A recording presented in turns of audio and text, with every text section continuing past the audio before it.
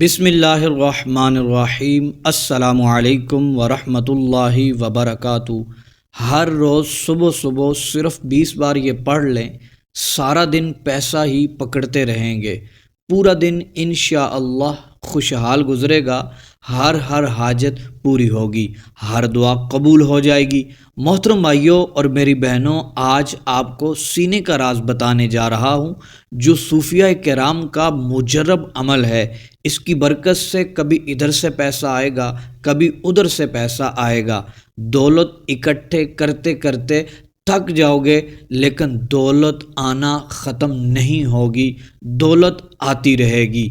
آپ کا گھر مال و دولت سے، رزق سے بھر جائے گا۔ اللہ عز و جل ایک ہے، آپ نے بس صبح صبح اس رب کا ایک نام 20 بار پڑھ لینا ہے، پھر دیکھیں گے کیسے پریشانیوں سے نجات ملتی ہے، قرضوں سے کیسے آپ کی جان چھوٹتی ہے۔ یہ ایک نام جو صبح صبح پڑھ لیتا ہے، اس کی پورے دن کی تمام مرادیں پوری ہو جاتی ہیں اور دعائیں قبول ہو جاتی ہیں۔ محترم میرے بھائیوں اور میری بہنوں، آج کل کون نہیں چاہتا وہ پورا دن پیسہ پکڑتا رہے اور پورے دن کی مرادیں پوری ہوتی رہیں، دعائیں قبول ہو جائیں؟ یہ تو ہر شخص چاہتا ہے۔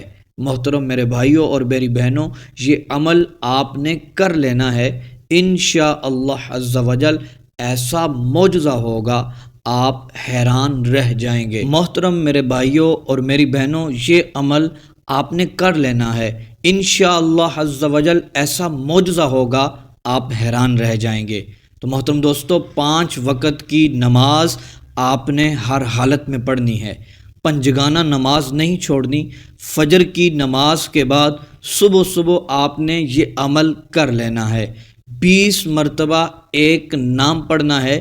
اس کے معجزات، اس کے فوائد پھر آپ پورا دن اپنی آنکھوں سے دیکھیں گے، انشاءاللہ عز و جل دولت آتی رہے گی اور پورے دن کی مرادیں آپ کی پوری ہو جائیں گی۔ محترم دوستو، بڑھتے ہیں اپنے عمل کی طرف۔ فجر کی نماز پڑھنے کے بعد، اپنے اوراد و وظائف کرنے کے بعد، آپ نے 11 بار درود پاک پڑھنا ہے اور 20 مرتبہ اللہ عز و جل کا یہ نام، بڑی ہی بلندیوں والا نام، یا رافعو یا رافعو 20 بار پڑھ لینا ہے اور پھر 11 بار درود ابراہیمی پڑھ کر دونوں ہاتھوں کو اٹھا کر آپ نے سورج کے طلوع ہونے سے پہلے پہلے دعا کر لینی ہے۔ تو محترم دوستو، اس کی برکت پھر پورا دن آپ دیکھیں گے، پیسے ہی پکڑتے رہیں گے، پورے دن کی مرادیں پوری ہوتی رہیں گی اور ہر کام آپ کی مرضی کے مطابق ہوگا، اور جو حاجت دل میں ہوگی، جو مقصد دل میں ہوگا، شام سے پہلے پہلے وہ پورا ہو جائے گا انشاءاللہ عز و جل۔